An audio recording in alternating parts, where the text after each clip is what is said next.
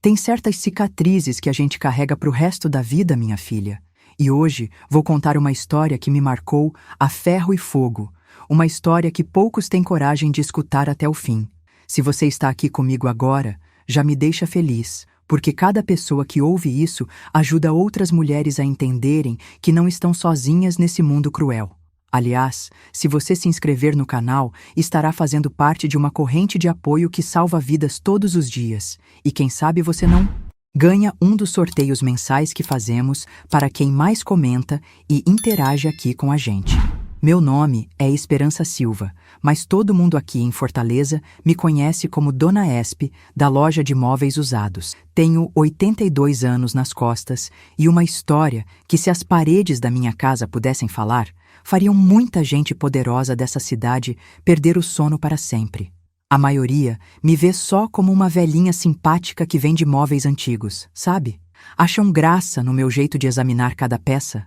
Como se guardasse um tesouro, mal sabem que aprendi a olhar para os detalhes, a ler nas entrelinhas, quando minha vida dependia disso. Hoje sou respeitada, cumprimentada na rua, convidada para eventos da comunidade. Quem me vê toda arrumada com meu anel de ouro no dedo, não imagina que já fui prisioneira num casamento que escondia horrores que a sociedade fina dessa cidade fazia questão de não enxergar. Antes de continuar, queria saber de onde você está me assistindo. Já ouvi relatos parecidos de João Pessoa a Recife, e isso me faz pensar que não estive sozinha. Me conte nos comentários sua cidade e se já ouviu histórias de moças que sumiram sem deixar rastro por aí, porque veja bem, esses segredos estão enterrados por todo o Nordeste, só esperando que alguém tenha coragem de desenterrar. E hoje, com essa idade, não tenho mais nada a perder. O que podem fazer comigo agora? Já vivi demais, já escapei do pior. E tem muita gente por aí que ainda acredita que certas portas devem permanecer fechadas. Era 1965. Eu tinha 18 anos e Fortaleza era daquelas cidades onde todo mundo conhecia todo mundo. Pelo menos era o que a gente pensava. Uma cidade bonita, mas provinciana, até dizer chega. Naquela época, para uma moça de família simples como eu, filha de pescador, o futuro era um só: casar e ter filhos. Se desse sorte, arranjava um marido que não bebesse muito e não batesse nos filhos. Se desse muita sorte, ele também não bateria nela. Mas sonhar alto? Isso não era pra gente como nós. Estudei até onde deu. Trabalhava ajudando minha mãe com bordados para fora. E minha diversão era ler revistas emprestadas e passear na praça aos domingos depois da missa. Foi num desses domingos que Antônio Silva me viu pela primeira vez. Antônio tinha 36 anos, era dono da maior rede de lojas de tecidos do estado, já tinha filiais em Natal e começava a se expandir para Salvador. Um homem imponente, sempre de terno bem passado, sapatos que brilhavam, tanto que dava para se ver refletido neles. Falava manso, tinha um jeito de olhar que parecia enxergar através da gente. Quando ele começou a me cortejar, mandando flores para casa, aparecendo por acaso nos lugares onde eu estava, minha família ficou empolvorada. Imagina só, o seu Antônio, o homem mais cobiçado da cidade, interessado na nossa esperança. Papai se impertigava todo quando falava do pretendente da menina. Mamãe começou a me ensinar receitas especiais, dizendo que homem se conquista pelo estômago. E eu, boba que era, me sentia a própria Cinderela. Todo mundo dizia que eu tinha tirado a sorte grande. As vizinhas passavam e cochichavam. As amigas da igreja me olhavam com uma mistura de inveja e admiração. Que sorte a tua, Esperança, diziam elas. Um homem estabelecido, de família boa, religioso e ainda por cima bonito. Eu me sentia flutuando, sabe? Como se tivesse sido escolhida a dedo por Deus para uma vida que nem nos meus sonhos mais loucos eu imaginava. Quando Antônio vinha me buscar de carro, um Ford imponente numa época em que ter carro já era luxo, eu sentia os olhares seguindo a gente pela rua. A filha do seu João Pescador indo jantar em restaurante fino, sendo cortejada por um homem daqueles. Era como um conto de fadas se tornando realidade na minha frente. O namoro foi rápido, apenas 2 meses. Antônio dizia que homem de verdade não enrola, decide e pronto. Eu achava isso um charme, uma prova de amor. Como estava? Enganada. Nas poucas vezes que ficamos sozinhos, ele sempre manteve uma distância respeitosa, diferente de outros rapazes que eu conhecia. Isso me impressionava. Um cavalheiro, pensei. Hoje sei que era cálculo. Ele estava me avaliando, me estudando como quem examina uma peça antes de comprar. E eu, ingênua, confundia aquele olhar frio e analítico com admiração. No nosso noivado, uma festa pequena mas elegante no salão paroquial, ele me presenteou com um conjunto de joias que deixou todas as convidadas boquiabertas. Foi a primeira vez que vi o poder que ele tinha sobre as pessoas. Todos o adulavam, riam das suas piadas, concordavam com suas opiniões. E eu me senti importante por estar ao lado dele. O casamento aconteceu numa manhã ensolarada de março. Eu usava um vestido que tinha sido da minha mãe, ajustado e modernizado pelas costureiras da loja dele. Antônio parecia satisfeito, mas não exatamente feliz. Na época, atribuí isso à seriedade natural dele, ao peso da responsabilidade. Hoje sei que era porque para ele aquilo não passava de uma transação comercial, a aquisição de mais uma propriedade. Na cerimônia estavam presentes vários homens que eu nunca tinha visto, todos usando anéis específicos com símbolos estranhos, todos se cumprimentando de um jeito diferente, quase reverencial. Um deles, um senhor de cabelos grisalhos chamado Francisco, me olhou com o que hoje reconheço como pena.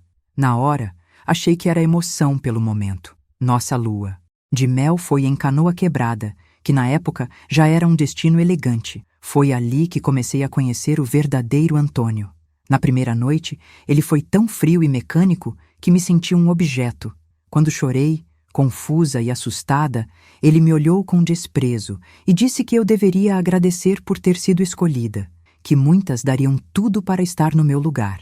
Nos dias seguintes, estabeleceu regras, como eu deveria me vestir, como me comportar em público, quem eu poderia ou não ter, como amiga quando voltássemos. Tudo explicado com uma calma assustadora, como quem ensina uma criança. E eu, criada para obedecer, para ser uma boa esposa, engoli o choro e aceitei. Achei que era normal, que eu precisava me adaptar, que com o tempo ele se tornaria mais carinhoso. Voltamos para Fortaleza e fomos morar na casa dele, uma mansão no melhor bairro da cidade, com móveis importados e 4 empregadas. Nas primeiras semanas, Antônio me apresentou ao seu círculo social.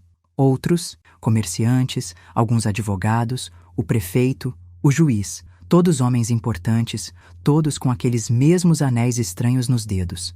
As esposas eram como eu, jovens, bonitas, silenciosas. Algumas tinham olhares vazios que só fui entender muito tempo depois. Você está gostando da história? Se está, que tal dar aquele like e se inscrever no canal? Isso me ajuda muito a continuar contando essas histórias que precisam ser ouvidas, e você ainda concorre aos sorteios mensais que fazemos aqui. Me conta também nos comentários, você já percebeu quando algo não estava certo em um relacionamento? Quando aqueles sinais de alerta começaram a aparecer? Porque às vezes a gente ignora o que está bem na nossa cara. 3 vezes por semana, às segundas, quartas e sextas, Antônio saía para o que chamava de reuniões de negócios. Voltava sempre tarde, às vezes cheirando a cigarro e bebida cara, outras vezes com um perfume diferente que eu fingia não notar. Dependendo da noite, seu humor variava completamente. Às vezes estava eufórico, falante, quase gentil. Outras vezes, sombrio e irritadiço como um cão raivoso. Foi após uma dessas reuniões, cerca de 3 meses depois do casamento, que aconteceu a primeira agressão física. Eu tinha conversado demais com o filho do jardineiro, um rapaz de 19 anos, que me ajudou a carregar umas compras pesadas. Antônio viu da janela. Quando o menino saiu, ele trancou a porta da sala, tirou o cinto devagar, como quem saboreava cada segundo, e me bateu como se eu fosse uma criança desobediente. Depois, explicou calmamente que eu tinha o envergonhado e que precisava aprender meu lugar na hierarquia familiar. Naquela noite, deitada na cama com as costas em carne viva, entendi que tinha cometido um erro terrível, mas já era tarde demais. Estava casada com um homem que agora tinha todos os direitos sobre mim aos olhos da lei, da igreja e da sociedade. Pensei em fugir, em pedir ajuda aos meus pais, mas logo descartei a ideia. Meu pai idolatrava Antônio e minha mãe sempre dizia que problemas de casamento se resolvem entre marido e mulher. Além disso, Para onde eu iria? Com que dinheiro? Antônio controlava cada centavo, cada aspecto da minha vida. Na manhã seguinte, ele agiu como se nada tivesse acontecido. Até me trouxe um presente, um colar de pérolas caríssimo. Foi a primeira vez que entendi que presentes podiam ser correntes invisíveis. O padrão se estabeleceu rapidamente. Qualquer pequena falha da minha parte, uma refeição que ele não gostava, uma palavra fora de lugar, um olhar que ele interpretava como desafio, resultava em violência. Depois vinham os presentes, as falsas gentilezas, às vezes até pedidos de desculpas vazios. E em público éramos o casal perfeito. Antônio, o empresário bem-sucedido e generoso. Esperança, a esposa dedicada e graciosa. Nas festas, ele fazia questão de me apresentar como a melhor decisão que já tomei, enquanto apertava meu braço com força suficiente para deixar marcas roxas. E eu sorria, porque aprendi que não sorrir significava um castigo muito pior quando voltássemos para casa. Foi cerca de 1 ano depois do casamento que Antônio anunciou seu novo projeto social. Ele começaria a trazer moças do interior, de famílias pobres, para trabalhar nas lojas e terem oportunidade de estudo e crescimento na capital. Um programa de assistência às comunidades menos favorecidas, disse ele aos jornais locais, que o louvaram como um visionário, um benfeitor da sociedade nordestina. Para mim, explicou que eu seria responsável por orientar essas moças, ensinar-lhes bons modos e supervisionar seu trabalho e estudos. Elas morariam em alojamentos construídos nos fundos das lojas, com toda a estrutura necessária. Na época, achei que era realmente um projeto nobre. Pensei até que talvez Antônio estivesse mudando, desenvolvendo compaixão. Eu não poderia estar mais enganada. A primeira moça chegou 2 semanas depois. Chamava-se Francisca, tinha 17 anos e vinha de uma cidadezinha no interior do Ceará. Era uma menina bonita, de cabelos castanhos e longos, olhos verdes e um sorriso tímido que mostrava quando achava que ninguém estava olhando. O que mais me impressionou nela foi a determinação. Tinha sonhos grandes, queria ser enfermeira, dizia que ia estudar muito, economizar cada centavo e um dia abrir seu próprio consultório. Falava da família com carinho, especialmente da mãe diabética, para quem prometeu mandar dinheiro. Me vi nela, de certa forma. A mesma ingenuidade, os mesmos sonhos, a mesma certeza de que o futuro seria melhor. Antônio parecia particularmente interessado em Francisca. Fazia questão de acompanhar seu progresso, como dizia. Passava pela loja onde ela trabalhava quase todos os dias, sempre com um sorriso que nunca alcançava os olhos. Eu notava como ela ficava tensa quando ele se aproximava, como suas mãos tremiam levemente ao servir café, quando ele aparecia no alojamento para verificar se estava tudo em ordem. Comecei a passar mais tempo com ela, inventando tarefas que a mantivessem perto de mim, longe dele. Acho que ele percebeu. As surras pioraram. Naquela época, cerca de 1 mês depois da chegada de Francisca, Antônio anunciou que haveria uma reunião especial de sua organização. Era assim que ele se referia ao grupo de homens com anéis iguais ao dele. Algumas funcionárias selecionadas deveriam servir bebidas e comidas no evento. Francisca estava na lista. Quando mencionei que ela parecia jovem demais para esse tipo de função, recebi um tapa tão forte que caí no chão da cozinha e fiquei com o ouvido zunindo por 3 dias. Você cuida da sua vida, ele disse com aquela calma aterrorizante. Sei exatamente o que estou fazendo. Na noite da reunião, vi Francisca sendo levada por uma das empregadas. Estava usando um vestido que a fazia parecer mais velha do que era. Um vestido que eu nunca tinha visto antes. Justo demais, decotado demais para uma menina da idade dela. Seus olhos encontraram os meus por 1 segundo. Estavam cheios de medo, como de um animal encurralado. Na manhã seguinte, encontrei Francisca no quartinho dos fundos onde ela dormia. Estava sentada na beirada da cama, olhando para o nada, como se sua alma tivesse saído do corpo. Quando me aproximei, vi marcas roxas em seu pescoço, parcialmente cobertas por um lenço. Seus olhos estavam vermelhos e inchados de tanto chorar. O que aconteceu? Perguntei, já temendo a resposta. Ela apenas balançou a cabeça, as lágrimas voltando a escorrer pelo rosto magro. O patrão e os amigos dele não são o que parecem, sussurrou finalmente. voz quebrada como vidro.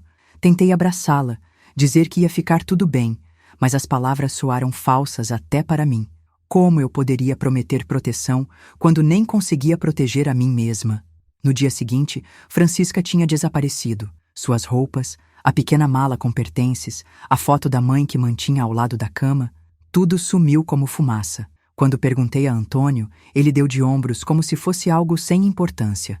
Essas moças do interior são todas ingratas, disse. Ele, tomando seu café da manhã com a tranquilidade de quem discute o tempo. Dei oportunidade, teto, comida, e como ela agradece, fugindo como uma ladra na calada da noite, levando algumas joias da loja. Eu sabia que era mentira. Tinha certeza absoluta de que Francisca jamais roubaria, jamais abandonaria o sonho de ajudar a mãe doente. Mas fiquei calada. O que mais eu poderia fazer? Antônio me observava com aqueles olhos frios, como se esperasse que eu questionasse sua versão, como se quisesse um pretexto para me ensinar outra lição. Naquela mesma semana, uma nova moça chegou, e depois outra, e mais outra, sempre seguindo o mesmo padrão. Jovens, bonitas, de famílias pobres do interior, cheias de sonhos. Elas trabalhavam nas lojas por alguns meses, participavam das reuniões especiais e, invariavelmente, muitas delas fugiam depois de algum tempo, sempre levando joias ou dinheiro, segundo Antônio, sempre à noite, sem se despedir de ninguém, sem deixar rastro. E a cada desaparecimento, eu sentia um nó no estômago apertar mais, uma certeza horrível crescendo dentro de mim como um tumor maligno. Diga aí nos comentários, você já presenciou alguma situação que parecia estranha, mas todo mundo fingia que era normal? Às vezes a gente sabe que algo está errado, mas tem medo de admitir. Se você está gostando dessa história e quer ajudar outras pessoas a ouvirem relatos como esse, não esqueça de se inscrever no canal e deixar seu like. Cada interação sua faz diferença na vida de alguém. Antônio e seus companheiros da organização, como eles se chamavam. Frases soltas sobre encomendas, mercadorias e lucros divididos. A cada página preenchida, o padrão ficava mais claro, mais assustador. E eu me perguntava o que realmente acontecia com aquelas moças, para onde elas iam, e o mais importante, como eu poderia sobreviver sabendo o que sabia. Depois do casamento, Antônio decidiu que Fortaleza tinha ficado pequena demais para os planos dele. Compramos, quer dizer, ele comprou uma casa enorme no bairro Aldeota, o mais chique da cidade na época.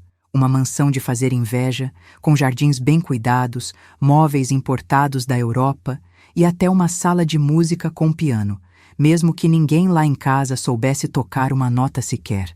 Era o tipo de casa que a gente só via em revista ou em filme estrangeiro. Lembro do primeiro dia que pisei lá, de como fiquei sem jeito, com medo até de sentar no sofá de tão caro que parecia. As empregadas eram 4. Imagine só. Me olhavam como se eu fosse uma estranha, não a dona da casa, e de certa forma, eu era mesmo uma estranha. Aquele nunca foi meu lar, foi minha primeira prisão de luxo. Antônio tinha ideias muito claras sobre como uma esposa de homem importante devia se comportar. Logo nos primeiros dias, ele já começou a me educar, como dizia. Meu guarda-roupa foi completamente renovado. Minhas roupas simples de antes foram doadas e no lugar vieram vestidos caros, sapatos finos, joias, tudo. Escolhido por ele, é claro. Uma esposa minha não pode se vestir como qualquer uma, dizia ele, examinando cada peça como quem avalia mercadoria no mercado. Aprendi que certas cores eram vulgares, que certos modelos eram inadequados para uma senhora de respeito. Eu obedecia, agradecia, até achava que era preocupação, que ele queria me ajudar a me adaptar ao novo mundo que agora era meu. Como fui tola!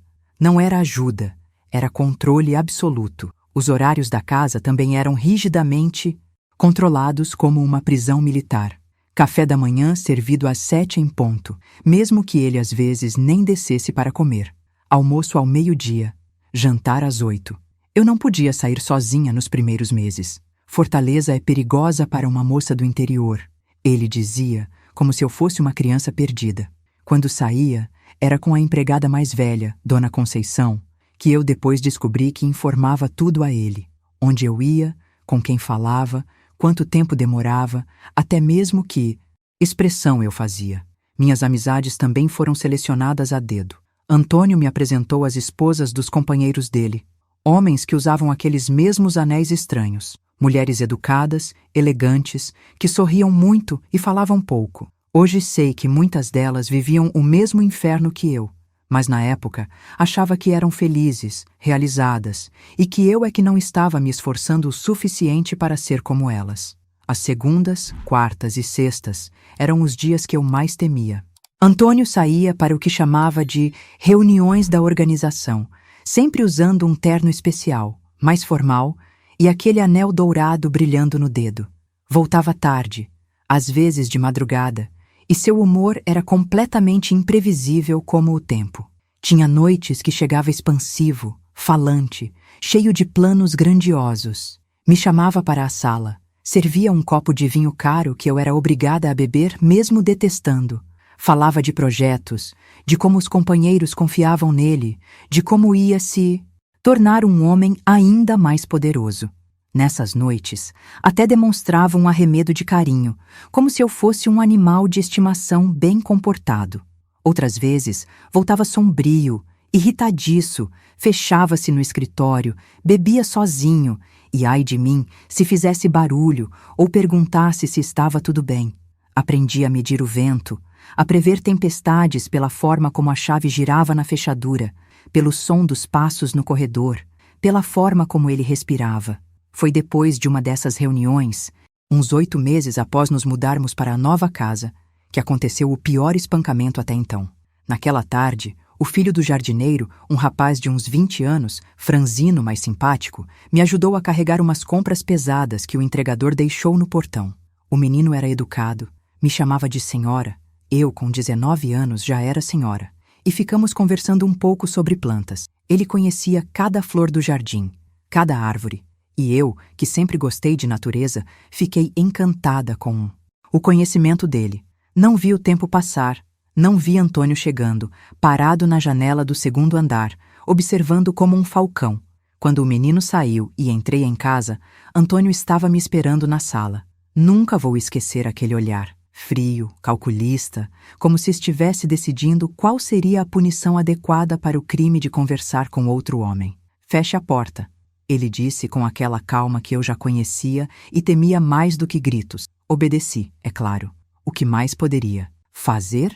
Sabe o que os companheiros da organização dizem sobre mulheres que conversam com outros homens pelas costas do marido? Tentei explicar que não era nada disso, que o rapaz só estava ajudando com as compras, que era um menino, praticamente uma criança. Foi pior. Antônio não gritou. Ele nunca gritava. Tirou o cinto com movimentos deliberados, precisos, como quem executa um ritual. Tire o vestido, ordenou. Quando hesitei, ele mesmo o rasgou sem cerimônia. A surra foi brutal, diferente de todas as anteriores. Não se contentou com as costas como das outras vezes. Mirou nas costelas, nos braços, nas pernas. Sentiu o osso quebrar no 5º ou 6º golpe, uma dor aguda que me tirou o fôlego e a consciência. Quando finalmente parou, eu estava semi-desacordada no chão frio da sala, numa poça do meu próprio sangue. Agora você vai aprender a ser uma esposa decente, ele disse, ajeitando o cinto, recolocando o paletó como se nada tivesse acontecido. E amanhã, aquele moleque está despedido. Passei 4 dias de cama, delirando de febre e dor. Antônio disse às empregadas que eu tinha caído da escada, a desculpa clássica que todas conhecemos. Chamou um médico de confiança, também com aquele mesmo anel estranho no dedo, que enfaixou minhas costelas sem fazer perguntas, sem olhar nos meus olhos, receitou morfina para a dor que Antônio administrava pessoalmente, controlando até isso. No 5º dia, quando consegui me levantar cambaleando, encontrei sobre a penteadeira um estojo de veludo. Dentro, um colar de esmeraldas que devia custar uma fortuna. Não havia cartão, não havia pedido de desculpas. Era assim que funcionava. A violência, depois o presente, como se pudesse comprar meu perdão, meu silêncio, minha dignidade. E o pior é que, de certa forma, podia. O que mais eu faria? Para onde iria? Quem acreditaria em mim contra ele, um homem respeitado, poderoso, com amigos em todos os lugares importantes da cidade? O padrão estava estabelecido, e nos meses seguintes se repetiu com uma frequência aterradora. Qualquer deslize real ou imaginário, um jantar que não estava ao gosto dele, uma palavra fora de lugar durante uma reunião social, um olhar que ele interpretava como insolente, resultava em violência. Às vezes era apenas um tapa que deixava meu rosto ardendo por horas. Outras vezes, surras que me deixavam de cama por dias, incapaz de me mover sem sentir dor. E sempre, sempre vinham os presentes depois. Joias, roupas, perfumes importados, numa dança macabra de abuso e falso perdão. Aprendesse a dirigir. Era só mais um símbolo da minha prisão dourada, mais uma forma de me mostrar que tudo o que eu tinha dependia da boa vontade dele. Em público, éramos o casal perfeito. Antônio, o empresário exemplar que expandia seus negócios com visão e integridade, como dizia o jornal local. Esperança, a esposa dedicada, elegante, sempre impecável ao lado do marido nas festas beneficentes, nos eventos sociais, nas reuniões com outros casais importantes. Antônio fazia questão de me exibir como um troféu, me apresentava como minha princesa, contava a todos como tinha resgatado esta joia bruta do interior e a transformado numa verdadeira dama de sociedade. E eu sorria, agradecia, representava meu papel na perfeição, porque sabia o que aconteceria se não o fizesse. Porque tinha aprendido que as paredes da nossa mansão na aldeota eram grossas o suficiente para abafar gritos, que os vizinhos ricos preferiam não se meter em assuntos de família, que a respeitabilidade social era mais importante que a verdade. Foi mais ou menos 1 ano e meio após nossa mudança para a casa nova que Antônio começou a falar do seu projeto expandido. A rede de lojas já tinha se espalhado por todo o Nordeste. Agora eram 8 estabelecimentos espalhados por Fortaleza, Natal, Salvador e Recife.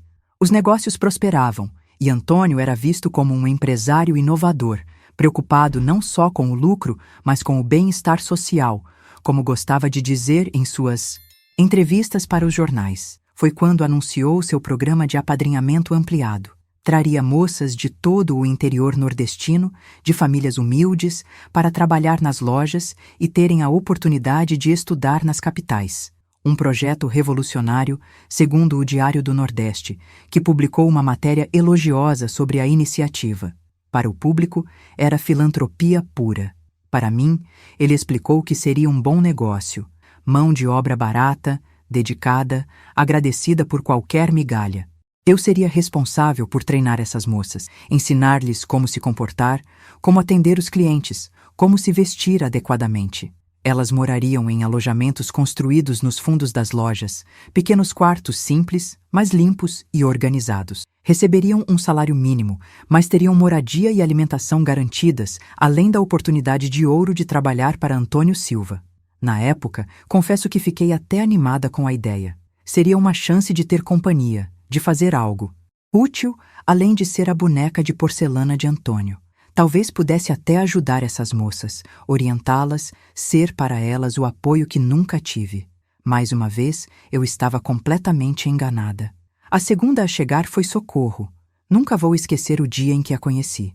Uma menina de 16 anos, magrinha, de cabelos negros compridos e olhos castanhos que pareciam guardar todos os sonhos do mundo. Vinha de uma cidadezinha no interior da Paraíba, filha de trabalhadores rurais pobres. O pai tinha morrido em um acidente na usina onde trabalhava, a mãe estava doente, câncer, acho, e havia mais 4 irmãos menores em casa. Socorro era a esperança da família. Inteligente, determinada, falava com uma convicção que me impressionou desde o primeiro momento. Quero ser farmacêutica, dizia. Vou estudar muito, economizar cada centavo, mandar dinheiro para a mãe se tratar e um dia, quem sabe, abrir uma farmácia na minha cidade. Antônio pareceu particularmente interessado em Socorro desde o início. Passava pela loja onde ela trabalhava quase todos os dias, observava seu trabalho de perto, como dizia.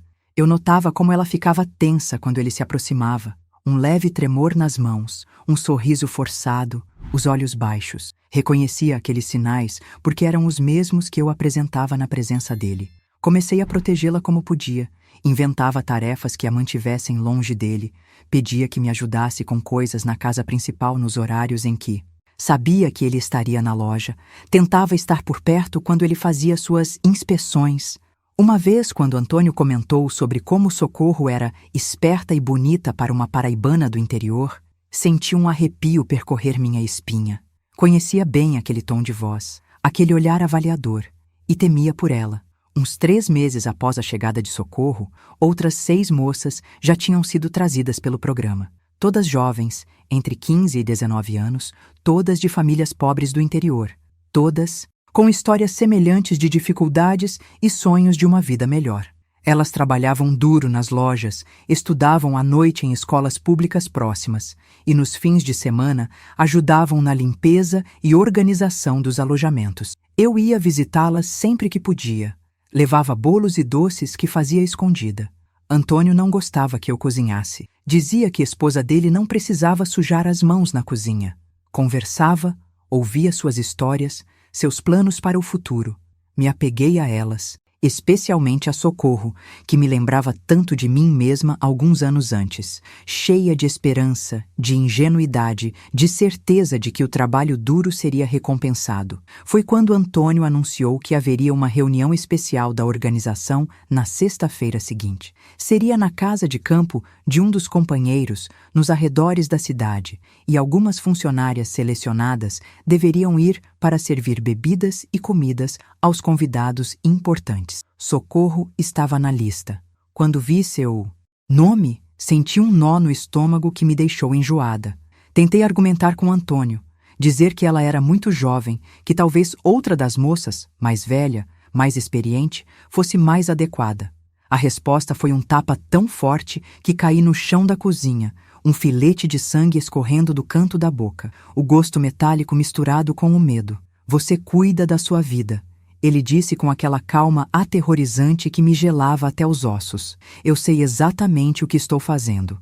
Na noite da Dulces reunião, vi Socorro sendo levada junto com outras 2 moças. Estava usando um vestido que nunca tinha visto antes. Preto, justo, decotado, completamente inadequado para uma menina da idade dela. Parecia desconfortável, assustada, como um cordeiro sendo levado para o matadouro. Nossos olhos se encontraram por um segundo quando ela entrou no carro que as levaria para tal reunião. Havia algo naquele olhar, um pedido de socorro, talvez, que me perseguiu a noite toda. Não consegui dormir. Fiquei andando pela casa vazia, imaginando o que estaria acontecendo naquela reunião especial, temendo o pior, rezando para estar errada. Quando Antônio chegou, já era quase manhã. Estava bêbado, com manchas de batom na camisa que nem tentou esconder. Desabou na cama e dormiu imediatamente, roncando como um porco. Eu continuei acordada, o coração martelando no peito, esperando. De manhã cedo, corri para o alojamento. Precisava ver Socorro, saber se ela estava bem. A encontrei sentada, na beirada da cama, olhando para o nada, como se sua alma tivesse sido arrancada do corpo. Quando me aproximei, notei marcas roxas em seu pescoço, parcialmente cobertas por um lenço. Seus olhos estavam vermelhos, inchados de tanto chorar. Havia arranhões nos braços, um hematoma começando a se formar na têmpora esquerda. O que aconteceu? Perguntei, sentando ao lado dela, pegando suas mãos geladas entre as minhas. Ela não respondeu de imediato, apenas deixou as lágrimas escorrerem em silêncio. Depois de um tempo que pareceu uma eternidade, ela finalmente falou, a voz quase um sussurro quebrado. O patrão e os amigos dele não são o que parecem. Tentei fazê-la falar mais, contar detalhes, mas ela se fechou em um silêncio assustador, como se as palavras tivessem sido arrancadas dela junto com a dignidade. Me conta aí nos comentários, você já teve que escolher entre sua segurança e a de outra pessoa? Entre ficar calada ou arriscar tudo para proteger alguém? É uma decisão que ninguém deveria ter que tomar. Se você está acompanhando essa história e quer que mais pessoas ouçam relatos como esse, não esqueça de se inscrever no canal. Cada pessoa que se junta à nossa comunidade ajuda a dar voz a quem foi silenciada. Do dia inquieta, planejando como poderia ajudá-la. Talvez pudesse dar dinheiro suficiente para uma passagem. Talvez pudesse escondê-la em algum lugar. mas todos os planos esbarravam na mesma barreira intransponível.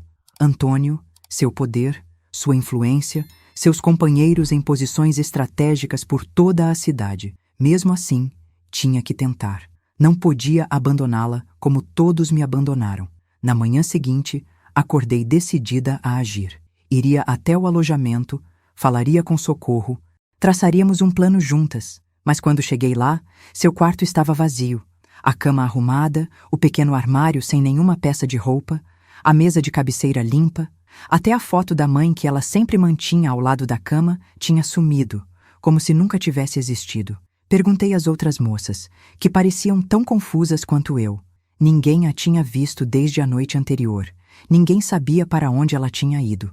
Era como se Socorro tivesse evaporado no ar quente de Fortaleza.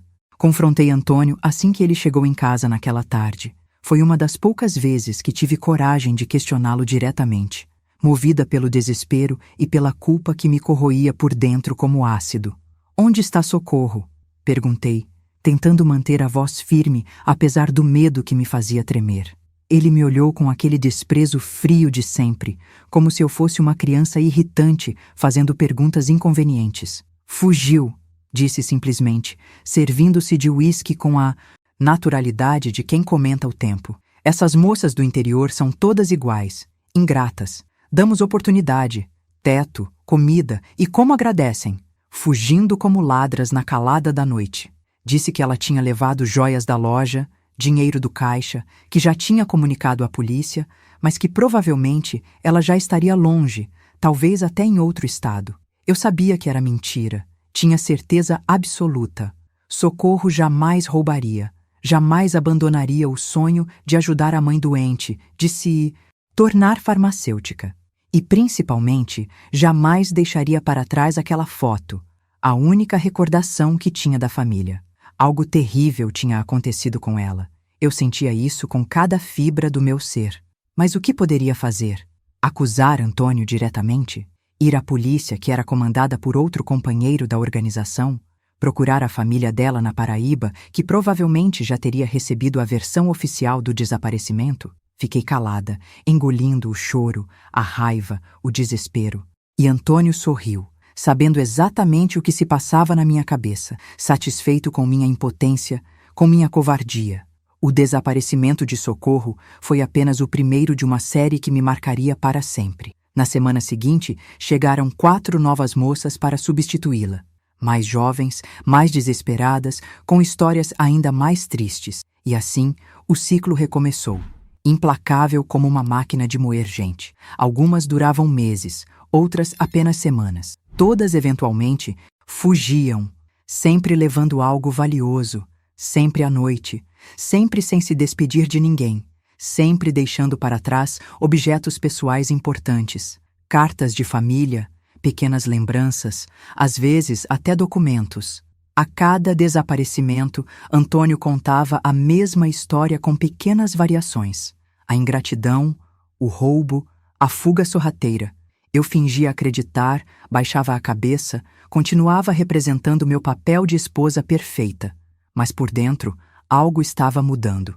O medo começava a dar lugar a outra coisa, uma raiva surda, profunda, que crescia a cada dia, a cada menina que sumia, a cada mentira que era forçada a engolir como veneno. Foi quando decidi que, se não podia salvar aquelas moças, pelo menos poderia registrar o que acontecia com elas. Seria meu pequeno ato de resistência, minha forma de garantir que não fossem completamente esquecidas como se nunca tivessem existido. Meu caderninho secreto foi se enchendo de nomes, datas, detalhes. Nele anotava tudo que conseguia captar. Rosário dos Santos, 17 anos, de Caruaru. Chegou em abril de 1966, desapareceu em julho, deixando para trás uma carta da mãe doente. Lúcia Ferreira, 16 anos, de Campina Grande, chegou em maio, levada para a reunião especial em agosto. Fugiu na mesma noite. Conceição Oliveira, 15 anos, de Mossoró. 15 anos, meu Deus. 3 meses de trabalho. Sumiu depois de servir numa festa na casa de campo do Dr. Mendes, outro companheiro da organização. E assim por diante. Página após página de histórias interrompidas, de vidas que passaram pela nossa casa como fantasmas. Às vezes conseguia ouvir pedaços de conversas entre Antônio e os outros homens. Falavam em encomendas do norte, mercadoria de primeira, valor de exportação.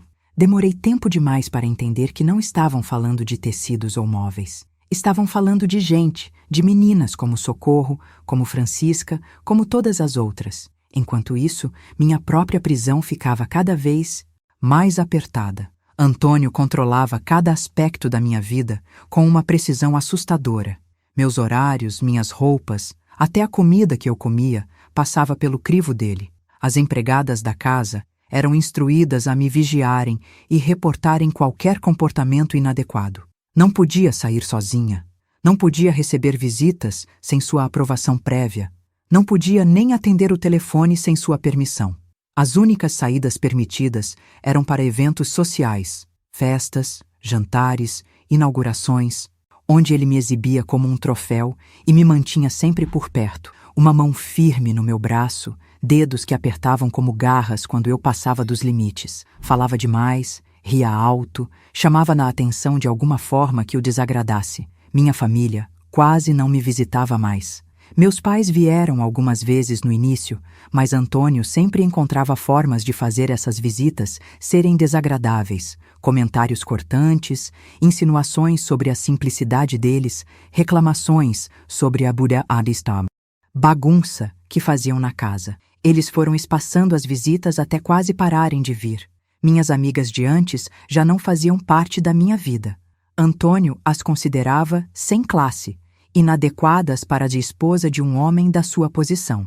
Aos poucos, meu mundo foi se reduzindo àquelas paredes de mármore e mogno, aqueles rostos falsos das festas da alta sociedade, ao medo constante que era meu único companheiro verdadeiro.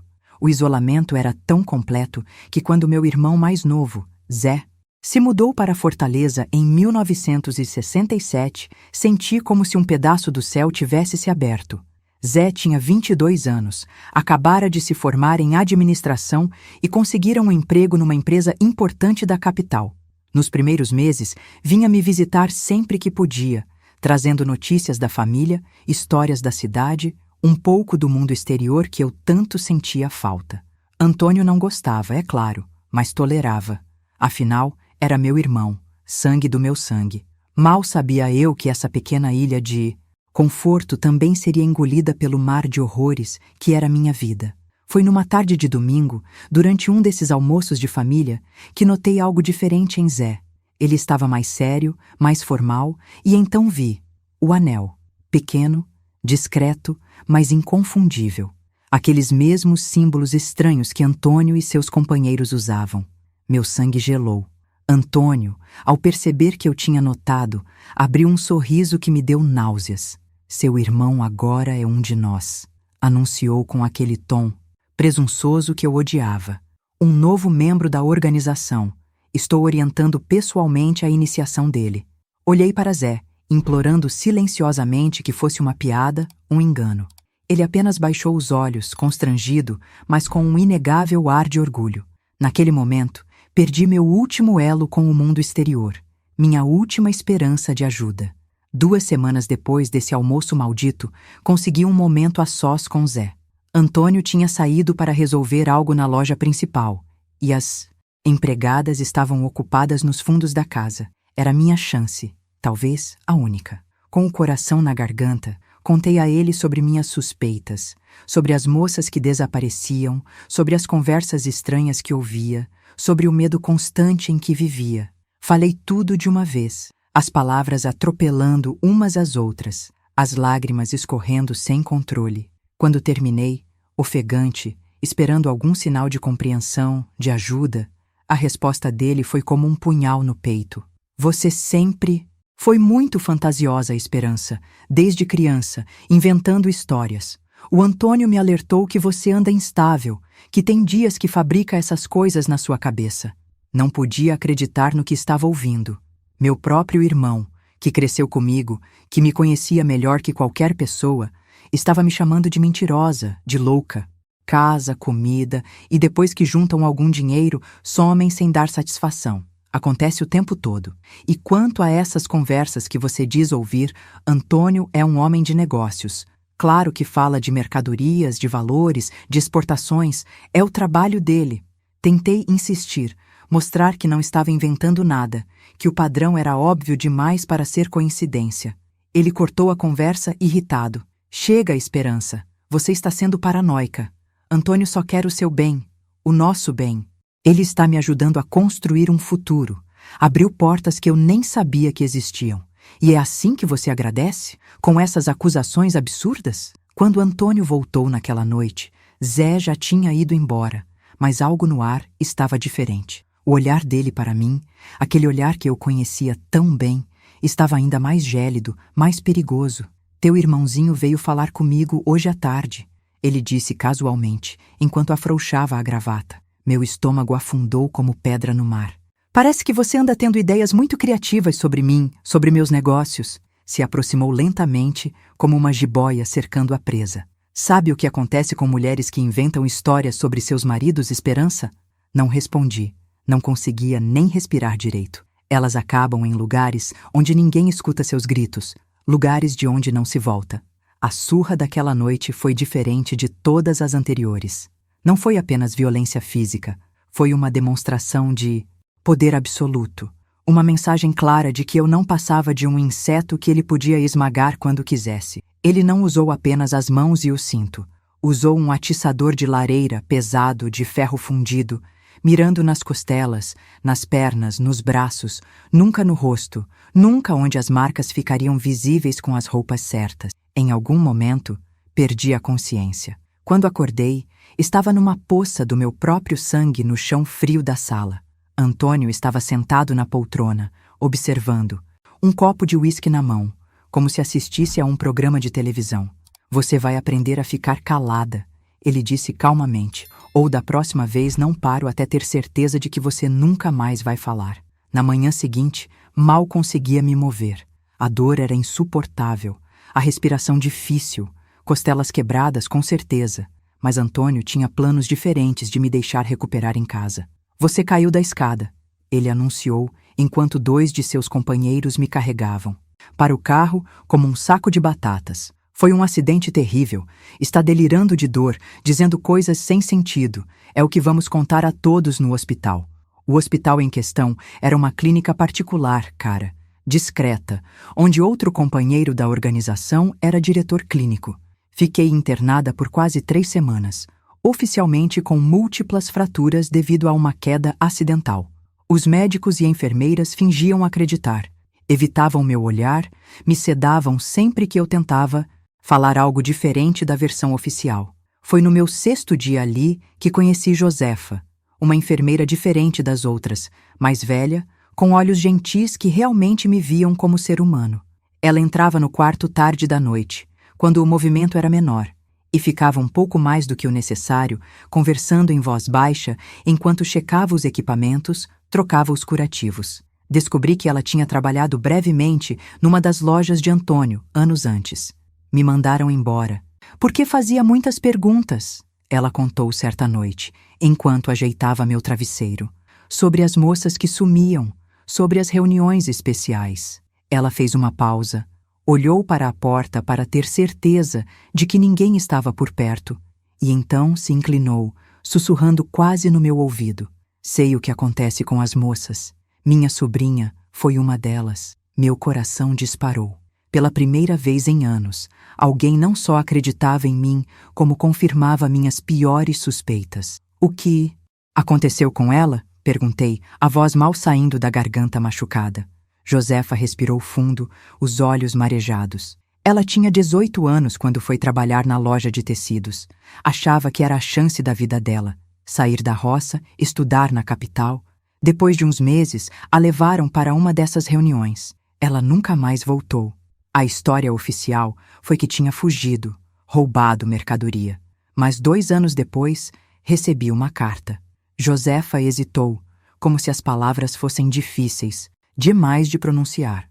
Ela estava no Pará, numa casa, servindo homens. Disse que havia outras como ela, dezenas, todas trazidas do Nordeste pelos homens do Anel Dourado, como ela chamava. Tráfico. A palavra que eu não conseguia formar, mesmo em pensamento, agora ganhava contornos claros, inegáveis. Antônio e os companheiros da organização não estavam apenas abusando daquelas meninas.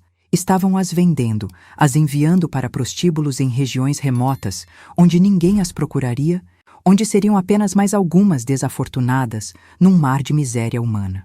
Há quanto tempo isso acontece? Perguntei, sentindo um frio na espinha que não tinha nada a ver com o ar-condicionado do hospital. Anos, respondeu Josefa. Décadas, talvez. É um esquema grande, organizado. Tem gente poderosa envolvida.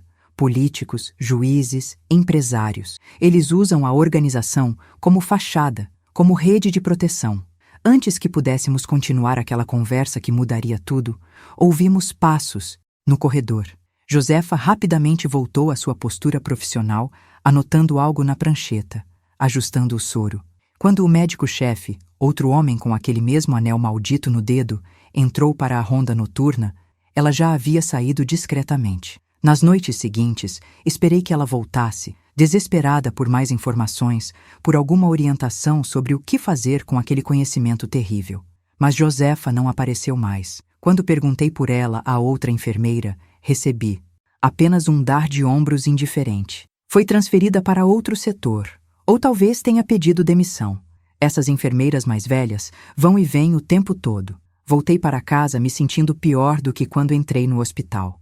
Não apenas pelas dores físicas, que ainda eram intensas, mas pela sensação esmagadora de impotência. Agora eu sabia, sem sombra de dúvida, que minhas suspeitas estavam corretas. Sabia que estava casada com um monstro, que vivia no epicentro de uma rede de tráfico e exploração. E não podia fazer absolutamente nada a respeito. Quem acreditaria em mim, uma mulher contra dezenas de homens poderosos? Para onde fugiria, sem dinheiro, sem documentos que Antônio mantinha trancados no cofre, sem ninguém em quem confiar? Meu próprio irmão tinha me traído, me chamado de louca. A polícia estava infiltrada pelos companheiros. A imprensa jamais publicaria algo contra homens tão influentes sem provas concretas que eu não tinha, além do meu diário, escondido, e de relatos que seriam facilmente descartados como histeria feminina. Quando entrei naquela casa que nunca consegui chamar de lar, uma sensação de desespero absoluto tomou conta de mim. As paredes pareciam se fechar, o ar era pesado, irrespirável. Antônio me recebeu com um buquê de rosas e um colar de diamantes, seu ritual doentio de sempre. Sorriu como se nada tivesse acontecido, como se não tivesse quase me matado semanas antes. Bem-vinda de volta, querida. Espero que tenha aprendido sua lição. As empregadas tinham sido instruídas a me tratarem como uma inválida, uma doente mental que precisava de vigilância constante. Não podia nem ir ao banheiro sem que uma delas estivesse por perto. Minha prisão, que já era apertada, agora tinha se transformado numa camisa de força invisível, mas real. Foi nesse estado, fragilizada, vigiada, desesperançada, que fiz uma descoberta que quase me levou ao colapso total. Ao entrar no quarto de vestir, notei que várias roupas estavam fora do lugar. Gavetas não estavam completamente fechadas, caixas de sapatos ligeiramente desalinhadas. Alguém tinha vasculhado minhas coisas meticulosamente, tentando não deixar rastros óbvios. Meu coração gelou. O diário. Corri para minha poltrona de costura com o máximo de naturalidade que consegui. Sentei, peguei o bordado inacabado, respirei fundo. Quando tive certeza de que ninguém estava olhando, enfiei a mão no forro, no esconderijo secreto. Por um momento de puro terror, achei que não estava lá. Mas então meus dedos tocaram o caderninho. Estava exatamente onde eu tinha deixado. Antônio tinha revirado cada centímetro da casa procurando provas das minhas teorias da conspiração, mas não tinha encontrado a única coisa que poderia realmente incriminá-lo. Aquele pequeno caderno agora era ainda mais precioso e mais perigoso. Era minha única prova, meu único poder contra Antônio, mas também era minha sentença de morte, se fosse descoberto.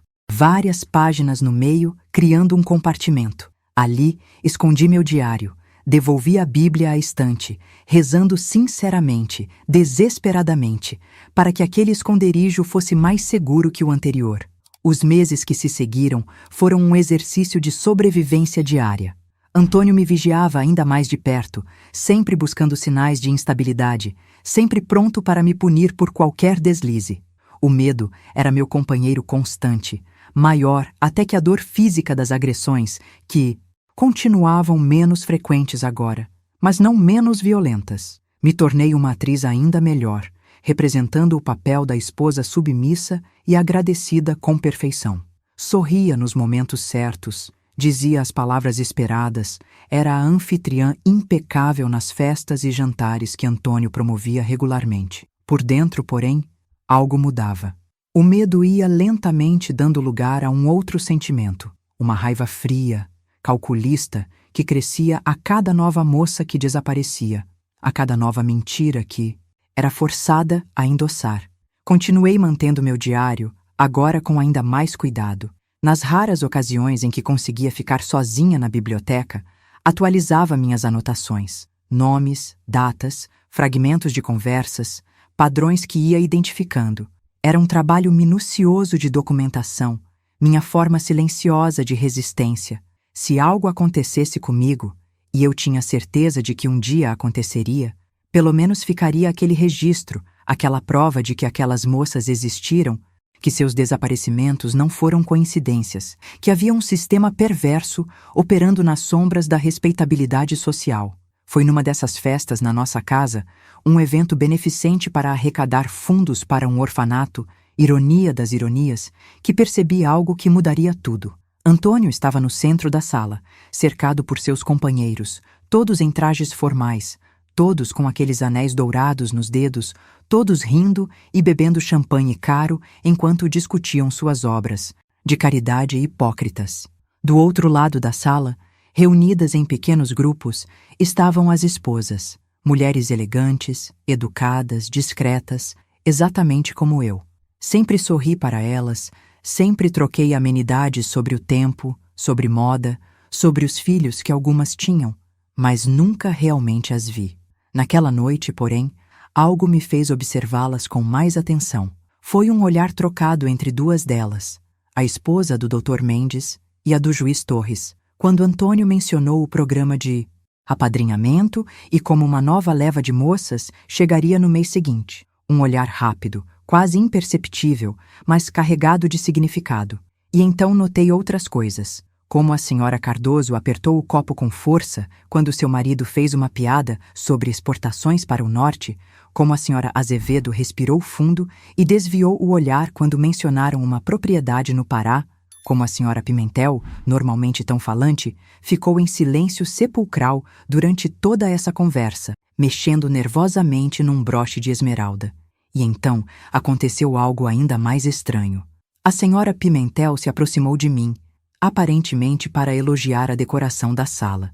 Enquanto falava sobre os arranjos de flores, sua mão tocou a minha por um instante. Um toque deliberado, não acidental. Senti algo sendo pressionado contra minha palma.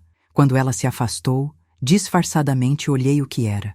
Um pequeno pedaço de papel dobrado. Esperei o momento certo, quando ninguém estava prestando atenção para ler a mensagem. Biblioteca 23 Wares, borboleta. Breve, enigmático, mas inconfundível em seu propósito. Um encontro secreto. Às 23 em ponto, com o coração batendo tão forte que temia que pudesse ser ouvido, entrei na biblioteca. A casa ainda estava cheia de convidados, a festa em pleno andamento no andar de baixo, o que, ironicamente, tornava mais fácil esse encontro clandestino. Ninguém notaria nossa ausência no meio de tantas pessoas. A senhora Pimentel, Carmen, descobri que era seu primeiro nome. Já estava lá, junto com duas outras, a senhora Mendes, Beatriz, e a senhora Azevedo, Dolores. As três me olharam com uma mistura de cautela e esperança. Foi Carmen quem falou primeiro, a voz quase um sussurro. Sabemos que você sabe. Vimos nos seus olhos, no modo como observa as moças, como reage quando elas desaparecem. Não respondi de imediato. Poderia ser uma armadilha, um teste elaborado por Antônio para confirmar suas suspeitas sobre mim. Carmen pareceu entender meu receio. Lentamente, desabotoou a manga do vestido elegante e levantou o tecido fino, revelando cicatrizes antigas, longas, profundas, inconfundivelmente causadas por violência deliberada. Todas nós carregamos marcas, ela disse simplesmente. Beatriz e Dolores sentiram um entendimento silencioso passando entre nós quatro. Não precisávamos mostrar nossas cicatrizes umas às outras para saber que estavam lá. Algumas visíveis, outras enterradas muito mais fundo. Não estamos sozinhas, continuou Carmen. Há outras, esposas, irmãs, até filhas, mulheres que sabem, que veem, que ouvem, mulheres que estão cansadas de fingir que não sabem, que não veem, que não ouvem. Beatriz deu um passo à frente. Temos um código, pequenos sinais, palavras-chave, formas de nos comunicarmos sem que eles percebam. A borboleta, ela tocou no broche que Carmen usava.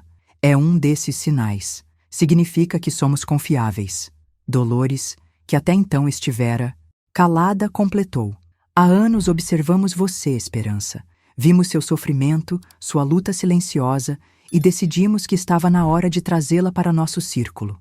Não consegui conter as lágrimas. Depois de tanto tempo me sentindo sozinha, isolada, impotente, descobrir que havia outras como eu, observando, resistindo, buscando uma forma de enfrentar aquele horror, era como encontrar água no deserto. Vocês sabem o que acontece com as moças? Perguntei finalmente, encontrando minha voz. As três trocaram olhares pesados, carregados de conhecimento terrível. Sabemos, confirmou Carmen. Algumas são vendidas para prostíbulos no norte e centro-oeste. Outras, as problemáticas, as que resistem demais, essas têm um destino pior. Ela não precisou elaborar. O silêncio que seguiu disse tudo. O que podemos fazer? Perguntei, a desesperança ameaçando me engolir novamente. Somos apenas mulheres contra homens poderosos, conectados, que controlam tudo. A polícia, a justiça, a imprensa. Beatriz sorriu. Não um sorriso alegre, mas determinado. Ser subestimada é nossa maior vantagem. Eles nos veem como decoração, como posses, como sombras silenciosas. Não percebem que ouvimos tudo, vemos tudo, sabemos tudo. E mais importante, não imaginam que podemos nos unir. Dolores concordou. Já somos 19, espalhadas por diferentes círculos, diferentes posições, coletando informações, documentando, construindo um caso que nem mesmo eles, com todo o seu poder, poderão abafar quando vier à tona. Antes que pudessem dizer mais, ouvimos passos no corredor. Rapidamente, Carmen pegou um livro da estante, abriu em uma página qualquer. As outras se posicionaram ao redor, como se estivessem apenas apreciando uma ilustração. Quando a porta se abriu e um dos convidados, bêbado demais para notar algo estranho, pediu desculpas pela interrupção e saiu, percebi como aquelas mulheres tinham se tornado especialistas em dissimulação. Como eu, tinham aprendido a arte de passar despercebidas, de existir nas sombras, de usar a própria invisibilidade como arma. Não podemos continuar nossa conversa naquela noite. Era arriscado demais ficarmos ausentes da festa por tanto tempo. Mas antes de voltarmos para o salão, Carmen apertou minha mão e sussurrou. Você não está mais sozinha, Esperança. Lembre-se disso nos dias difíceis. Voltei para a festa com o coração mais leve do que estivera em anos. Servi bebidas, sorri para os convidados, desempenhei meu papel de anfitriã perfeita, mas algo fundamental tinha mudado. A sensação de isolamento absoluto, de desamparo total, tinha sido quebrada.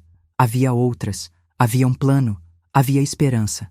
Naquela noite, depois que todos os convidados foram embora, e Antônio finalmente adormeceu, bêbado demais para notar qualquer mudança no meu comportamento, fiquei acordada, olhando para o teto, pensando no que tinha descoberto. Havia uma rede de mulheres silenciosas, mas vigilantes, reunindo provas, documentando crimes, preparando-se para um momento de justiça que parecia distante demais para ser real, mas próximo o suficiente para alimentar a esperança. Eu não estava sozinha na minha dor, no meu medo, na minha raiva, e talvez, apenas talvez, não estivesse sozinha na minha luta. Nos dias que se seguiram, comecei a notar os sinais que antes passavam despercebidos. O broche de borboleta que algumas mulheres usavam discretamente em eventos sociais, a forma como Certas palavras eram enfatizadas em conversas aparentemente triviais, os olhares rápidos, mas significativos trocados quando certos assuntos surgiam. Quase 12 anos, ela me contou certa vez, enquanto fingíamos examinar tecidos numa loja de departamentos, um dos poucos lugares onde podíamos conversar sem levantar suspeitas. Com apenas 3 de nós, esposas que descobriram cada uma a seu modo o que nossos maridos realmente faziam nas reuniões especiais da organização. A princípio, era apenas um grupo de apoio, um lugar para chorarmos juntas, para compartilharmos o peso terrível daquele conhecimento. Mas então percebemos que podíamos fazer mais, que devíamos fazer mais.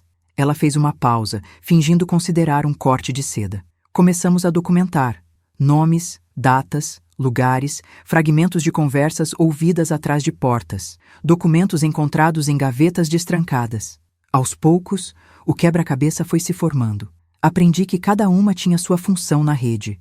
Algumas, como Beatriz, cujo marido era médico, tinham acesso a informações sobre as clínicas especiais onde algumas moças eram levadas antes de serem transportadas. Outras, como Dolores, esposa de um despachante aduaneiro, conseguiam dados sobre rotas, datas de envios, destinos. Havia mulheres infiltradas como empregadas em casas de outros companheiros, outras que trabalhavam em lojas e escritórios estratégicos, cada uma coletando migalhas de informação que juntas formavam um quadro aterrador, mas completo da operação.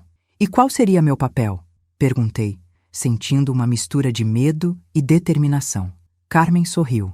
Levemente. Você está numa posição única, Esperança. É a esposa de um dos líderes. Antônio confia tanto em seu poder sobre você, está tão seguro de seu medo, que às vezes baixa a guarda.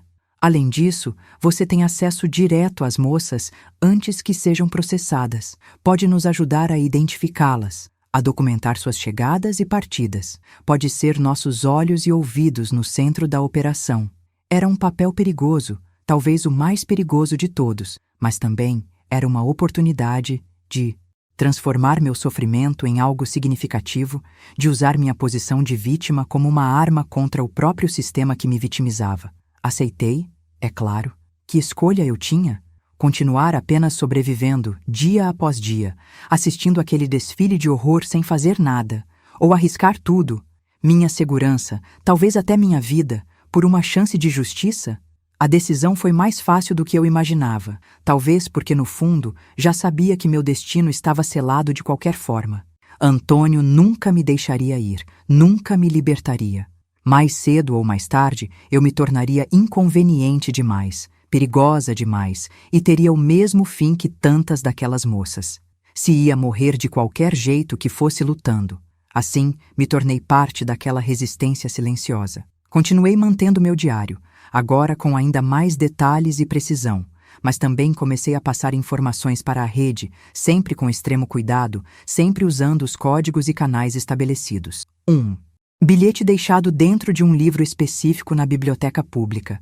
Uma frase aparentemente inocente dita durante um chá beneficente, um padrão de bordado que, para olhos treinados, continha uma mensagem oculta. Pequenos atos de rebelião que, somados, formavam algo maior, mais poderoso que qualquer uma de nós individualmente. O perigo era constante, imenso, cada movimento calculado, cada palavra medida. Antônio, sempre desconfiado, sempre vigilante, parecia ter um sexto sentido para a traição. Houve momentos em que achei que tinha sido descoberta, um olhar mais demorado, uma pergunta aparentemente casual sobre meus novos interesses. Nesses momentos, o terror era tão grande que mal conseguia respirar, mas de alguma forma consegui manter a fachada.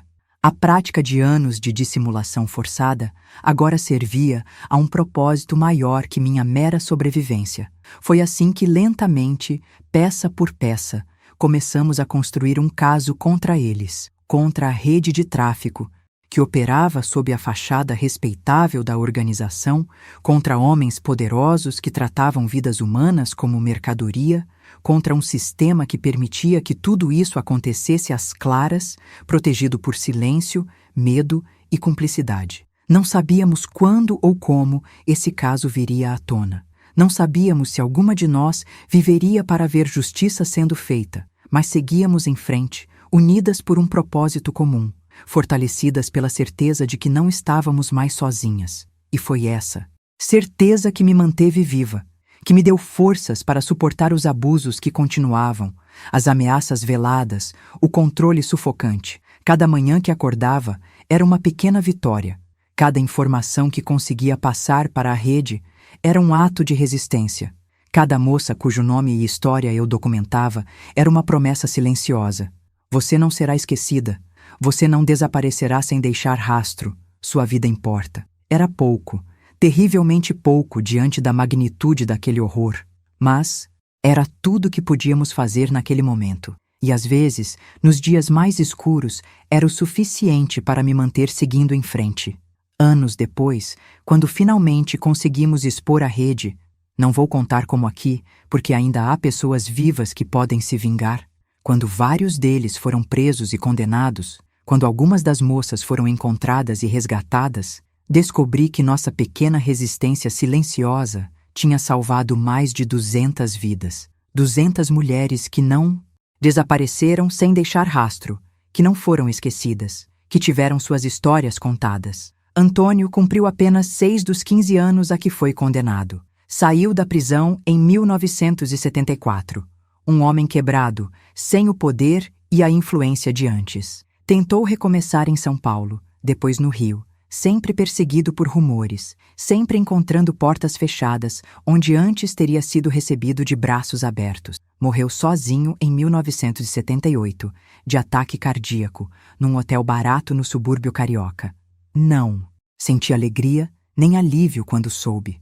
Apenas uma estranha sensação de encerramento, como fechar um livro particularmente perturbador depois da última página.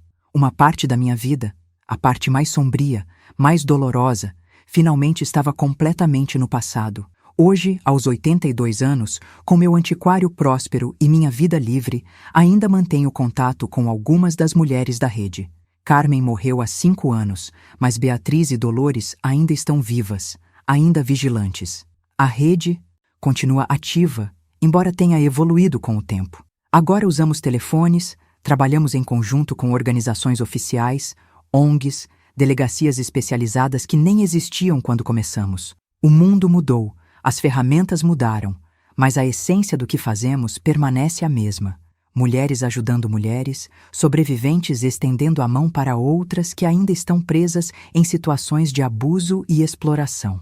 Às vezes me pergunto se fiz o suficiente, se poderia ter salvado mais vidas, ajudado mais pessoas. Mas então lembro das palavras de Carmen, tantos anos atrás.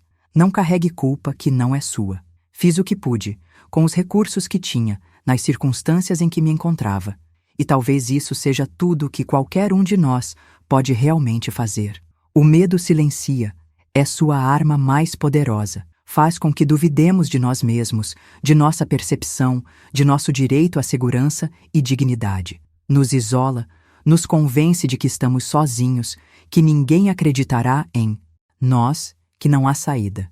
Mas o que descobri ao longo de minha longa vida é que o medo pode ser vencido, não de uma vez, não completamente, mas gradualmente, um dia de cada vez, uma pequena ação corajosa de cada vez. Cada vez que uma mulher sussurra, isso não está certo. Cada vez que uma menina pensa, meu corpo me pertence. Cada vez que uma vítima decide, não vou mais me calar.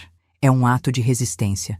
Pequeno, talvez imperceptível, mas são esses pequenos atos, multiplicados por milhares, milhões de mulheres, que eventualmente desmantelam sistemas inteiros de abuso.